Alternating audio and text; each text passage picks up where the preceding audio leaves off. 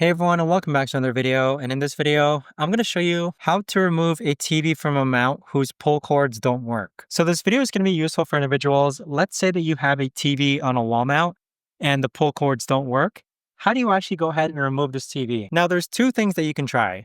The first thing that you can try is getting a tape measure and then using the metal prong piece of the tape measure, you can slide it underneath your TV and try catching on to the lever that unlocks your TV. So this is what's worked for a lot of people online. But in my case, the pull lever was really jammed, so the tape measure didn't work. What ended up working for me was that I grabbed a metal hanger, and you can use a metal wire of some sort, and I slid it behind my TV and I pushed against the prong that locked my TV in place so that it would unlock it. So the metal hanger would simply just slide behind it and I would just push it. And then by pushing it, I would lift the TV at the same time and it would unlock my TV. So there you have it, guys. I think between either of these methods, using a tape measure or a metal hanger, that should be good enough to actually go ahead and remove your TV from a TV mount whose pull cords don't work. If you guys have any questions, let me know in the comments down below.